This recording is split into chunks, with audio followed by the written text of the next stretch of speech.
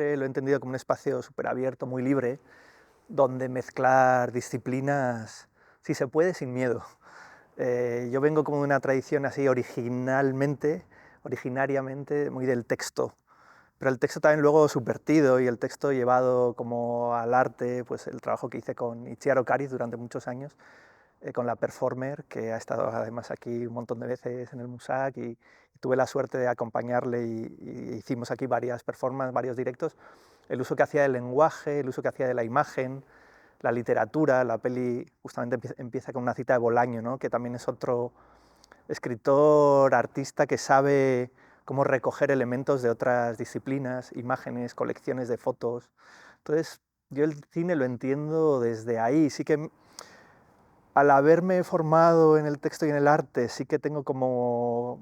Trato de ser riguroso con el pensamiento sobre el cine y le doy mucha importancia a la forma, al fondo, pero también a la forma. Entiendo que el lenguaje no es algo supeditado al relato, ¿no? Sino que tiene que combinarse, tiene que romper, tiene que a veces proponer un eco y a veces no, a veces ser disonante también. Entonces, desde ahí entiendo el cine como un espacio muy libre, pero digo pero como espectador después, porque mi trabajo diario en el Festival de San Sebastián tiene que ver con ver películas, digo todo esto y después veo una peli clásica de Tarantino, de Hollywood, y flipo.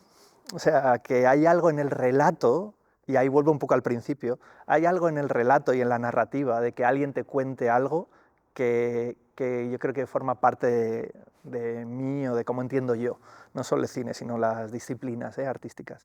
Entonces, tomando el relato como base y después jugando a veces a romperlo, a veces a eso, a proponer espejos con otras disciplinas, por ahí es donde yo disfruto, también como espectador.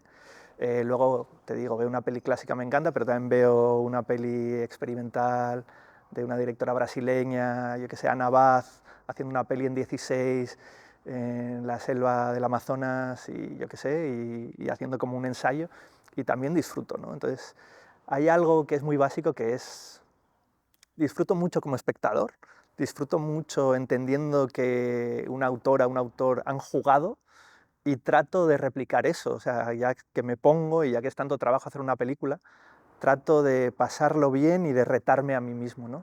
Y lo que decía antes, sin mucho miedo, porque es que no estoy haciendo películas para demostrar a alguien que puedo hacer la siguiente película, que a veces pasa en la industria, ¿no? Como intentar hacer algo para demostrar que eres eficiente. También hacer una peli, como en mi caso, con 47 años, ya estás un poco, no de vuelta, pero estás en otra. Estás como, no tienes que demostrar nada a nadie y esto que decía, requiere tanto trabajo, tiempo, esfuerzo, que dices, bueno, ya que la hago, voy a intentar hacerla a mi manera, sin pensar que estás inventando nada nuevo, ¿eh? Tomando un montón de referentes, pero también queriendo proponer algo, ¿no? Entonces, por ahí, como a veces es una respuesta muy amplia y compleja y que abre muchas puertas, pero en el fondo es sencilla, me encanta que me cuenten historias. Sí, pues yo creo que se van combinando y suceden a la vez como varias capas, ¿no? Por un lado, el guión lo hemos escrito junto a Isa Campo y Andrea Queralt, o sea, éramos un equipo de tres y eso también es un lujo. Eso también es algo muy único del cine, ¿no? Los equipos. Entonces, por un lado, estábamos trabajando en esto que decía, ¿no? Como en la narrativa, pero por otro lado, para mí es muy importante proponer imágenes y sonidos y jugar, como decía, con las herramientas del cine, ¿no? El corte, el montaje, que suceda algo, que sea inesperado, que no te lo es, eso, que de repente hay una sorpresa en el corte, ¿no? Que después de un primer plano pueda haber un paneo en el río Duero, con una muy buena luz de tarde y la cámara capta un tren pasando a lo lejos, ¿no? En una vía que va en ese tren que lleva desde, bueno, de la zona de los viñedos hasta Oporto. O sea, es como que para mí es muy importante ese doble juego de relato, narración, contar algo a alguien y todo lo que tiene que ver con imagen y sonido, ¿no?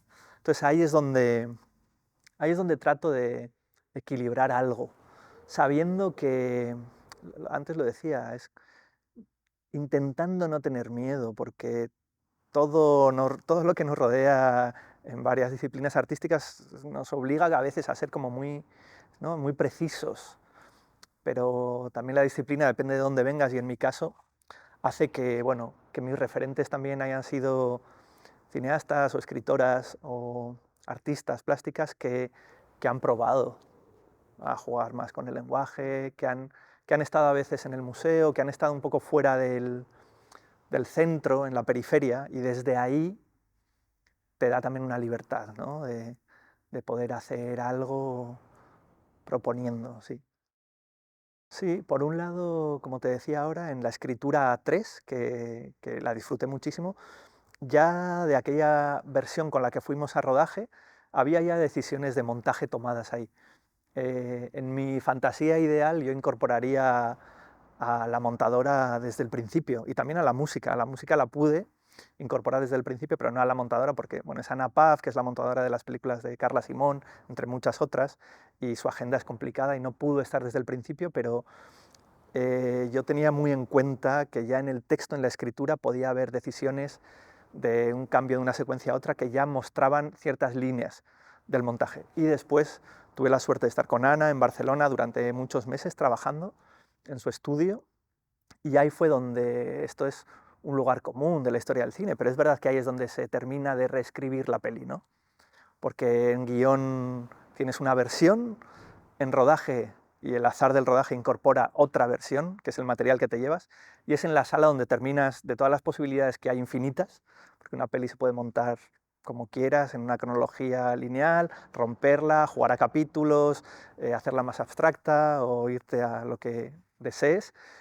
Ahí fue donde encontramos, teníamos una intuición en los dos procesos previos de escritura física y de rodaje, y esa intuición con Ana pudimos concretarla, ¿no? Y uno nunca sabe luego, porque dice, hubiera sido quizá mejor esto asau, esto así, siempre hay, pero hay que tomar decisiones, también va de eso el cine, ¿no? Y está bien también tener esa sensación de vértigo.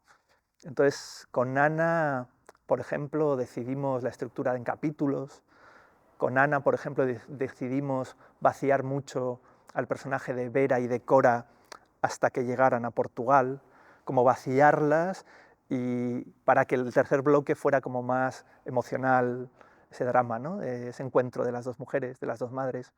Entonces ahí es donde terminamos un poco de definir. Siempre hay una primera versión de montaje que dura mucho. Siempre pasa, ¿no?, cuando estás en la sala de montaje y empiezas y te cuesta también no utilizar secuencias que has rodado, pero ahí ya vas atendiendo al material. Y por suerte con alguien como Ana, que tiene mucha experiencia, ¿no? Entonces ahí el material te va dando unas claves, puedes también ir en contra de eso y forzar un poco y decir, no, no, esta secuencia la necesitamos, y discutir, y que la sala de montaje sea un espacio vivo, que eso yo también lo entiendo así. Te cuento algo como súper concreto con Ana, para que veas cómo trabajábamos. Ella imprime todas, el primer fotograma y el último de cada secuencia de la película y pone una pizarra magnética y pone todos los fotogramas ahí. Y muchas veces en la sala de montaje, porque esto lo he hablado con Ana, estás en el ordenador, estás metiendo horas, tienes dudas, y a veces nos íbamos de la pantalla de ordenador, y a veces lo ves proyectado, ¿no?, en grande, nos íbamos de ahí y hacíamos sesiones que eran muy primitivas, en el sentido de, hoy nos vamos a las pizarras y empezamos a mover ahí. Y esa dimensión como más física, montar de pie, con Ana lo hablamos mucho, ¿no?, montar de pie, probar con las manos a convertirlo en un gesto, que igual en el futuro me imagino que se va a montar con gafas y se va a hacer así, pues ahí lo hacíamos más físico, ¿no?, más manualidades, que eso también es bonito que en el cine se recupere, ¿no? Entonces con Ana ella incorporaba ese tipo de métodos, de metodologías, y a mí me vinieron súper bien porque me conectaba con eso, con algo que es muy, que todos hemos pasado por ahí, el juego, ¿no?, de ordenar, desordenar algo, un relato sencillo, ¿no? Te dan tres imágenes y depende cómo las pongas, la primera, bueno, Kuleshov, ¿no?, es teoría del montaje, pues empiezas a hacer eso con toda tu peli, ¿no? Y eso nos daba cosas que igual luego no están en la versión, pero que nos ayudaron a tomar decisiones. Mover todo el bloque, hacer una película que no sea en tres bloques, sino que esté en los tiempos paralelos, ¿no? Empiezas a jugar. y no te funciona en la pizarra, pruebas a hacerlo en la pantalla.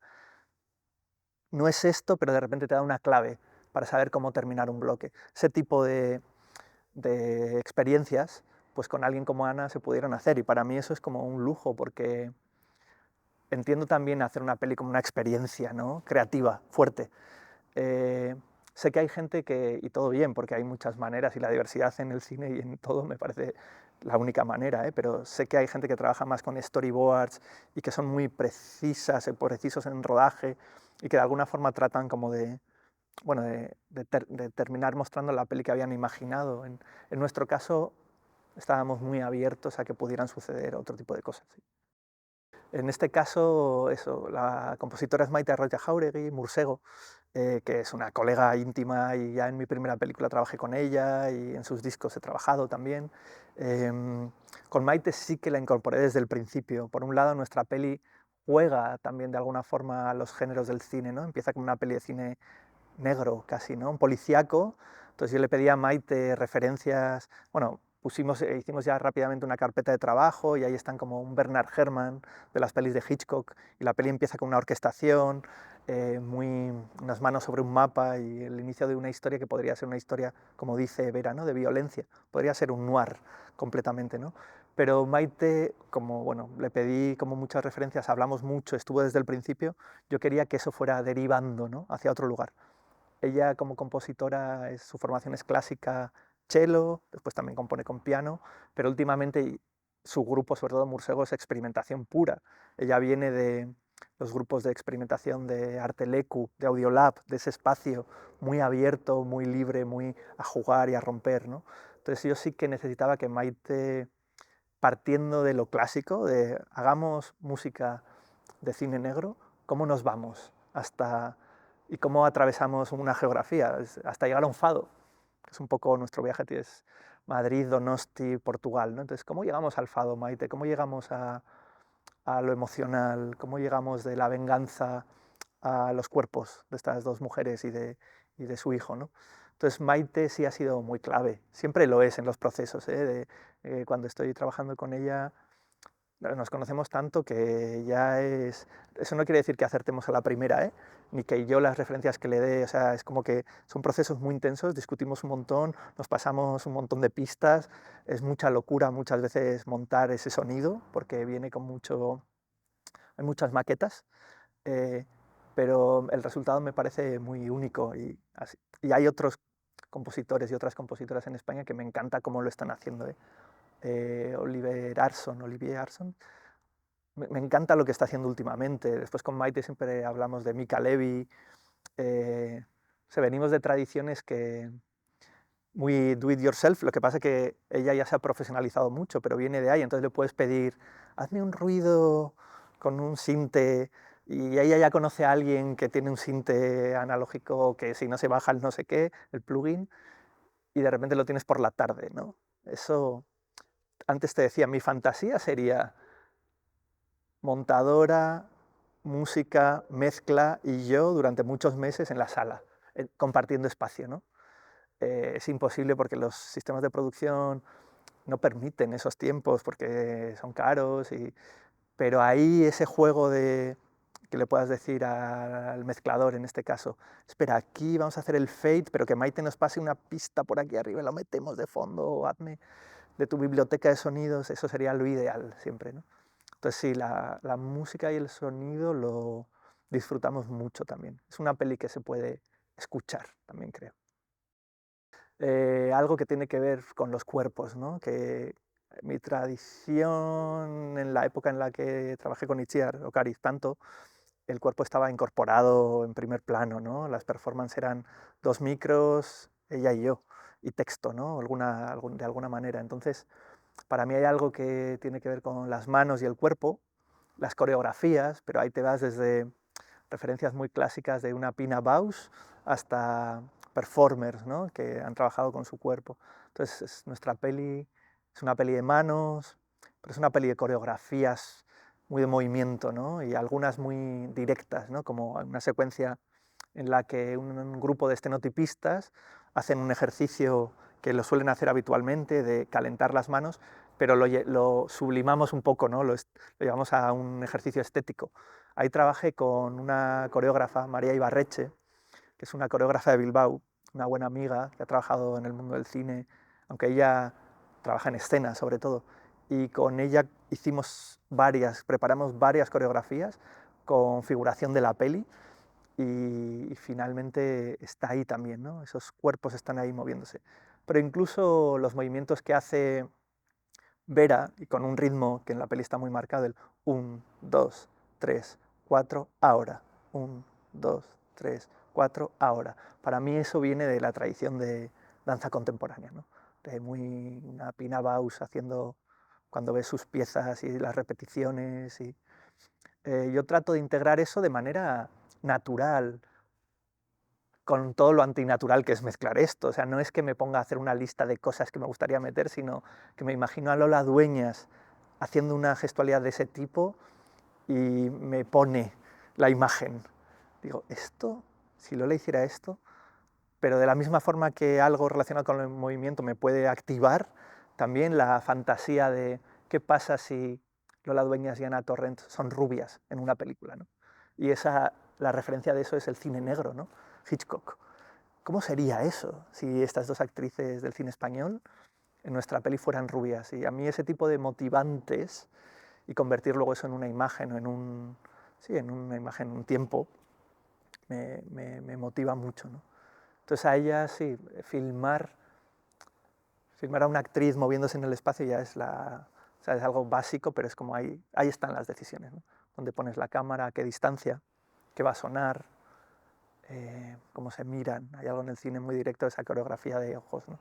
De miradas. A veces se miran y puedes leer ahí. El cine, la esencia tiene que ver con el movimiento puro, ¿no? Los 24 fotogramas por segundo y bueno, el descomponer el movimiento, ¿no? Por lo tanto, hay siempre algo de danza en las pelis, en la nuestra también, de alguna forma. Sí, ahí no soy nada dogmático con algunas escuelas de hacer cine, ¿no? Como por ejemplo que no tratan de ser más puristas y no incorporar pues, música extradiegética, o si la decisión de la película tiene que ver con planos fijos, no incorporar movimientos de cámara. En mi caso, por venir de donde vengo y de todo esto que voy contando ahora, ¿no? que me gusta el cruce de materiales, también hace que pueda combinar, que no tema combinar un traveling de 30 metros con una serie de planos fijos de Madrid, por ejemplo, de la biblioteca de la Carlos III perfectamente encuadrada, ¿no? Aprecio mucho también el encuadre. Y el director de foto, Pablo Paloma, el curro con él fue muy, muy creativo y muy rico. Y esto que digo de los equipos del cine, es que es eso, en el cine tienes cabezas de equipo y equipos detrás del cabeza de equipo con los que puedes hablar de todo esto. Digo respecto a otras disciplinas como la escritura o incluso pues la gente que trabaja en su estudio y las artes plásticas que son más solitarias a veces, ¿no? Aquí tienes un equipo detrás que tiene una concepción de su profesión muy clara y que te pueden ayudar a llegar a lugares, ¿no? Entonces con Pablo supimos que íbamos a ser muy rigurosos en un sentido de composición, pero que la peli podía saltar ese eje en algún momento cuando lo necesitáramos, ¿no? Entonces sí, puede incorporar un paneo, no se va nunca una cámara al hombro, tampoco era eso, de vamos a usar todo, no, pero tengamos la libertad para poder irnos a veces y ver qué pasa con esa combinación, ¿no? Porque es verdad que la peli hay unas arquitecturas muy claras, y el interior del museo, por ejemplo, en Oporto, pero ahí estás jugando ya con la noche, los reflejos en el cristal, o sea, ya incorporas un montón de elementos que ya rompen un poco, pues hay un director que hace también mucho ensayo, ¿no? Kogonada, bueno, que hace ensayos, es un director así de origen asiático, y él está como, a veces hace como ensayos de pelis que componen súper bien, y después él cuando ha dirigido pelis está como en esa obsesión de la composición. A mí me gusta mucho, disfruto, pero en un momento necesito que se rompa. Me gusta que se pueda romper, quizá por venir eso de otras tradiciones. Entonces, bueno, la peli trata de justamente lo que decías, ¿no? De combinar y de forma natural entender que pueden convivir. eh, y que no pasa nada por no ser purista. Luego veo pelis súper puristas a veces que, ok, todo bien, ¿no? La historia del cine también, pero bueno, el juego es importante en mi caso. Sí, hay algo de eso, de como te decía, ¿no? De incorporar tradiciones y géneros del cine, o sea, ya el cine negro te da unas claves que te permiten resolver, el cómic lo hace muy bien, ¿no? Te permiten resolver en un plano, si tú ves una caja fuerte abierta ya no te hace falta contar mucho más, si vienes de un relato en el que te han dicho que van a entrar a robar algo, ¿no? A llevarse algo.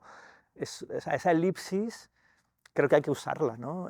Venimos ya de más de ciento y pico años de historia del cine y a mí me gusta pensar que esto es un experimento que yo hacía alguna vez que daba clase, ¿no? Cuando preguntas, o incluso lo puedo hacer en casa, cuando hablaba de esta peli, mi madre me preguntaba a veces, ¿no? Como, "Ah, ¿qué estás haciendo?". No sé qué.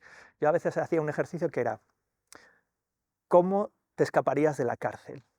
Le puedo preguntar eso a un estudiante de cine o a mi madre. Y las referencias que va a dar tanto mi madre como el estudiante de cine son cinéfilas. Quizá el estudiante o la estudiante me dé como algo súper preciso y me va a hablar de Bresson y de no sé qué, pero mi madre va a decir, bueno, una cuchara, voy a esperar a que se haga de noche, quizá un túnel, ver si hay alguien fuera. O sea, de repente tenemos un montón de información que ya la hemos incorporado por la tradición audiovisual y cinéfila que tenemos, que nos permite, por lo tanto, hacer muchas elipsis. Y, y entonces si tú pones un reloj, 1, 2, 3, 4 ahora, y el siguiente plano es una caja fuerte y el siguiente es alguien mirando, ya tienes todo el código. Y eso, como bien decías, el cómic lo hace, ¿no? Porque necesita, bueno, salta de un plano a otro todo el rato, ¿no? En el cine hay una continuidad y un movimiento, pero me gusta esa idea de aprovechar que tenemos un conocimiento amplio a todos los niveles, quiero decir, al nivel de alguien muy cinéfila hasta alguien más usuaria de me gusta el cine, pero bueno, veo un poco de todo, ¿no? También lo tiene ese conocimiento y te puede dar unas claves por las pelis que ha visto, te puede explicar cosas de yo me escaparía así o yo robaría un banco así. Y va a ser una mezcla entre cosas que ha leído, cosas que hemos visto en el cine, cosas que hemos visto en la tele, cosas que hemos visto en series ahora. Me imagino que ahora viene mucho material por ahí, ¿no? Entonces, bueno, en nuestro caso también incorporamos eso, sí. Hay algo, en nuestra peli hay un cambio de formato, así como una decisión también que fue como importante, que es que en un momento nos vamos al formato redondo, ¿no? No hemos inventado nada, está también en la historia del cine y en las vanguardias, o sea, desde el cine mudo, ¿no? En los años 20 y demás, utilizaban eso con mucha naturalidad o tintar las pelis, ¿no? Cuando eran supuestamente en blanco y negro, que casi nunca lo eran, ¿no? Siempre los colores tenían un sentido, ¿no? Azul para la noche, rojo para... Bueno, también los formatos tenían que ver con el lenguaje y a veces los formatos iban unidos al fondo, ¿no? A lo que estabas contando. En nuestro caso es una mezcla entre una intuición y un deseo. Yo había visto pelis con cambio de formato, pero había visto una en concreto, una peli china que se llama I'm Not Madame Bovary, que ganó San Sebastián en su día, que era toda formato redondo, y esa peli me permitió en su día, cuando la vi, que me llamó mucho la atención, me permitió pensar de otra forma pictórica, ¿no? Y ahí recuperé un poco la tradición oriental y la ruptura de la perspectiva clásica, ¿no? Italiana, que es formato cuadrado y el punto de fuga, ¿no? En esas pinturas de la tradición china, sobre todo, las cosas suceden, los planos no están tan delimitados y pueden suceder a la vez, el primer plano y lo que sucede allí y lo que sucede aquí tiene el mismo valor.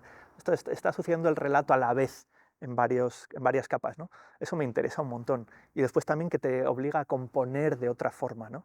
Estamos muy acostumbrados, bueno, aquí eso pasaba, las fotos, me encantan esos retratos que hay ahora a la entrada, ¿no? Del museo.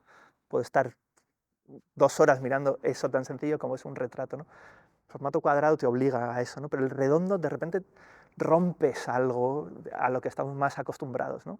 La pantalla de cine siempre es redonda, a veces hay experimentos, pero digo las salas, ¿no? Pero en este caso entró por ahí, o sea, lo del formato tenía que ver con, por un lado, sí, lo pictórico, lo cuadrado y demás, pero que el formato redondo nos permitía romper un poco eso y pensar de otra forma. Con el director de foto, con Pablo, esa decisión fue muy clave porque él iluminó sabiendo que luego iba a ir una máscara, o sea, que no podíamos echarnos atrás luego, ¿no?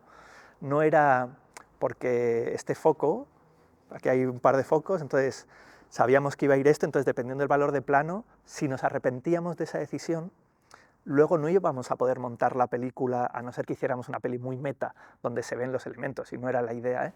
Entonces fue como una decisión un poco intuitiva, un poco basada en todas estas referencias que comentaba ahora, pero que disfrutamos, porque de repente era, bueno, y ahora entramos al bloque del viaje y a lo redondo, entonces de repente la foto era así, se componía de esa forma y Pablo me miraba y, seguro, vamos, ¿no? Porque ya no vamos a poder ir para atrás. Y es como, sí, sí, Pablo, vamos. Y está basado en eso, en la intuición, en referencias, en otra vez jugar, ¿por qué no, no? Irnos a... Y después la interpretación de eso es como un poco depende, o sea, yo no tengo respuestas. Hay gente a veces me ha dicho en encuentros con el público, ah, bueno, para mí es algo más íntimo, una mirilla, ok, para mí eso ya está todo abierto a... Pero estar en el cine y que pueda suceder eso y que de repente disfrutes de un paisaje en otro formato también me parece como una propuesta, ¿no? Entonces por ahí venía toda esa... Y en concreto me has preguntado sobre lo pictórico, y viene muy de ahí. Y después en la peli al final hay un cuadro de uno de los de un museo de Oporto, que ahora no recuerdo el autor, ya, bueno. Yo me pregunté mucho sobre una pregunta muy básica también y muy de cuando uno ha visto cine y cómo filmas la muerte de alguien, ¿no? Que es una pregunta difícil porque no lo quieres hacer burdo, lo quieres hacer con cierta elegancia, quieres tomar una distancia, no quieres ser sensacionalista, ¿no? Y de repente te das cuenta de que la historia del arte pictórico ha representado eso tantas veces que en nuestro caso nos fuimos a un cuadro que hay en ese Museo de Oporto increíble, pues, muy bonito, de 1800, de finales, ¿no? 1890, como una figura tumbada en el suelo, ¿no? Entonces dices, bueno, tomemos también esa tradición, en este caso pictórica concreta, ir a un cuadro que ya lo ha mostrado, ¿no? Con una elegancia y incorporemos también eso, ¿no? Entonces en ese caso, lo concreto de lo pictórico, ahí ha ido a una cosa muy concreta de nuestra peli, pero también nos servía, ¿no? Como para... Todo el rato estoy como abrazando otras propuestas. ¿Sí? Justo leía hace un par de días una entrevista a Pedro Costa, al director portugués, que decía, siempre me interesa, es un poco cascarrabias Pedro Costa a veces, porque es de la tradición de como un poco pesimista de que un cine ha muerto, ¿no? Yo soy más optimista, realmente todos los años encuentro un montón de pelis que me motivan un montón como espectador, ¿no? Pero él decía como que me gustaba la idea de que como que hay que mantener cierto secreto, porque hoy en día sucede mucho que por cómo se producen las películas uno empieza a contar muy pronto las películas porque tiene que venderlas, es verdad, es así, ¿no? Y él hacía como una defensa del secreto y de lo íntimo, y puedo estar de acuerdo, pero también entiendo que uno tiene que empezar a contarlas, ¿no? Poco a poco. O sea, yo he empezado ya a escribir la nueva peli, eh, y es una peli que es previa, es el deseo, porque igual siempre me gusta partir de ahí, el deseo es previo a esta, a Sobre todo de noche. Y yo viví en Uruguay, en Montevideo, durante unos años y filmé allí mis cortos. Y es una peli que en su día imaginé allí, que sucedía allí, en el campo uruguayo, eh, y que en su día, después de filmar los cortos y después me volví a España y nunca pude, iba a ser mi primer largo, en mi fantasía de director de cine iba a ser mi primer largo. Luego la vida me llevó por otros lugares y por el mundo de la programación, del festival de cine, del arte en otras disciplinas. Pero he recuperado ese proyecto y lo estoy viviendo de forma muy natural porque es algo que ya estaba. Y si Pedro Costa incorporaba esta idea del secreto, yo incorporo otra idea que es que estos días estoy dándole vueltas a eso, preparando un seminario que tengo que dar dentro de unos meses. La idea de las películas o los textos o las obras que van sucediendo como en segundo plano, ¿no? Que tenemos en un lugar de nuestra memoria, que es un lugar activo pero que no es el primer plano, y que ahí se va nutriendo a veces de cosas de forma consciente y a veces de forma inconsciente. Y yo ya he puesto este proyecto que estaba muy en esa caja al final, lo he traído un poco, sigue estando en la caja, no está todavía en primer plano, pero ya se va nutriendo. Entonces, bueno, va a ser una peli que va a suceder, ojalá, bueno, y si no será un relato, si no algo será, pero lo que me gustaría contar es una historia que va a suceder entre Uruguay y Japón.